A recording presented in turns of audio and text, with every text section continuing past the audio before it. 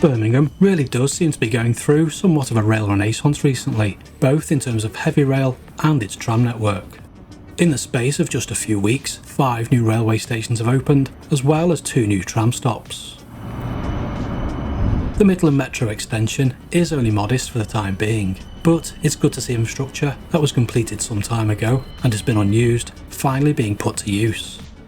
As many of you know, the Midland Metro extension from Bull Street to Millennium Point is supposed to be part of the East Side extension to Digbeth. However, despite the tracks having already been laid in Digbeth, there is a missing link, which is being held up by the construction of Curzon Street Station.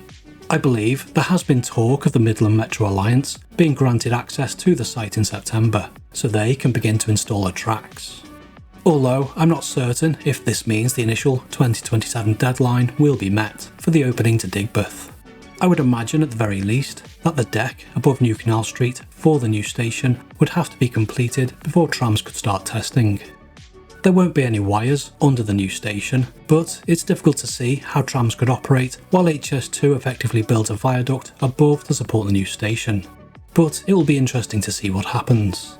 There definitely seems to be a sense of urgency to get trams running as soon as possible on tracks that were laid years ago. For now, trams will terminate at Millennium Point, which is next to the Clayton Hotel. A stop on Albert Street has also opened, which, to be honest, isn't that far away from Millennium Point. However, the required switch to allow trams to turn back has been installed on the Clayton Hotel side of Moore Street Queensway, so it does make sense to build a terminus, which is also closer to Birmingham City University. The initial service does seem a tad confusing, with an alternating service from Wolverhampton to Edgbaston routed via Albert Street and Millennium Point. But none of the services from Edgbaston to Wolverhampton will be routed via the 2 new stops. The services will more than likely be enhanced later, perhaps when the Wednesbury to Dudley line opens. I provided details of the Dudley extension in a video last year. I'll leave a link to that in the description if you haven't watched it already. So that's the tram news for now. What about the railway network? Well, there's been significant investment over the past few years, which has culminated in the opening of 5 new stations.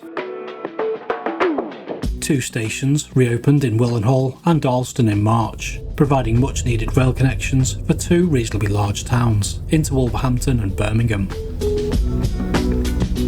The stations are currently served by an hourly service between Shrewsbury and Birmingham New Street, Monday to Saturday, although there are currently no services on a Sunday. This service is operated by West Midlands Railway using Class 196 diesel multiple units. There are proposals to enhance the service in future, and West Midlands Combined Authority is looking at ways to provide a service from Wolverhampton to Walsall that was initially proposed when plans for the new stations were put forward. L&R is also proposing to operate a service from Manchester Airport to Birmingham New Street that would call at the new stations, which, if approved, could be up and running by the December 2026 timetable change. Willenhall and Darlaston were the first of 5 new stations that have reopened across the West Midlands railway network, with the final 3 having opened on Tuesday the 7th of April. Together, the opening of 5 new stations, or more accurately speaking, reopening, has cost £185 million, which equates to around £37 million each, which is quite expensive for a 2-platform station, even at today's prices. Technically speaking, the stations were reopened, although so little remained that it is probably more accurate to say they are new stations. And despite the fact they occupy the same locations as the previous ones, there have been several challenges which have led to delays and have added to the cost. I would also add that the stations look reasonably impressive compared to some stations that have opened recently. I don't tend to do reviews, so I'd encourage you to check out some fellow YouTubers like Jen on the Move, Sim on Trains or Nick Badley, just to name a few. Links in the description.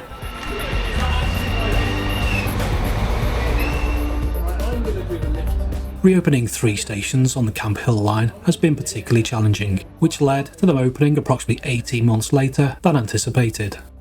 The stations closed over 80 years ago, therefore very little remained. Poor ground conditions and space constraints also meant that construction of the new stations was more complicated. To stabilise cuttings, the main delivery partner, Volker Fitzpatrick, had to install piles at Pineapple Road and King's Heath, and ground anchors at Moseley Village, a task made all the more difficult due to the constrained nature of the station sites.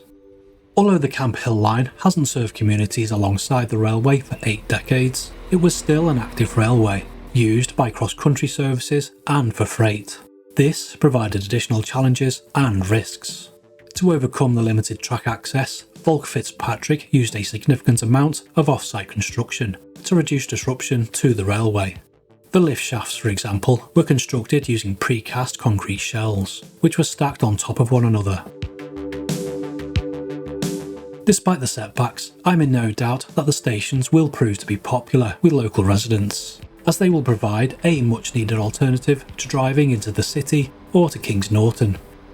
A half-hourly service, operated by West Midlands Railway, has been introduced between Kings Norton, Pineapple Road, Kings Heath, Moseley Village and Birmingham New Street, using Class 196 DMUs.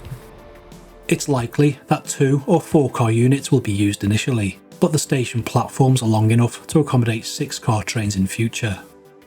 I do think that the success of the service could mean that 2 car trains will be insufficient, so hopefully the route will see more 4 car units.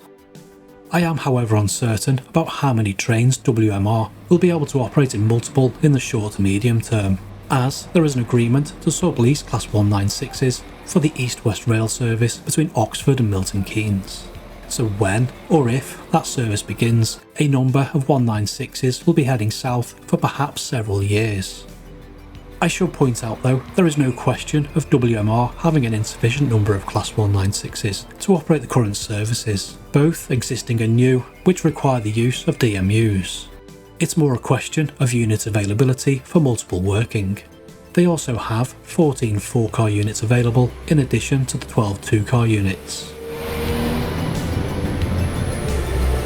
Beyond the Camp Hill line, the West Midlands Combined Authority is continuing to develop the business case for the £1.7 billion Midlands Rail Hub.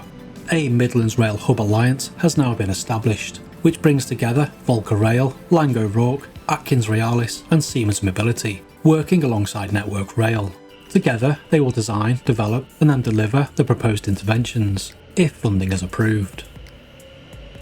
I'll likely be covering the Midlands Rail Hub in more detail soon, so be sure to subscribe if you haven't already so you don't miss that video.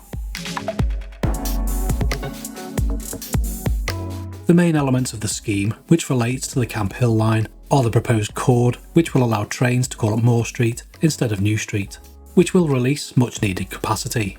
The other is the reinstatement of the disused island platform at Kings Norton.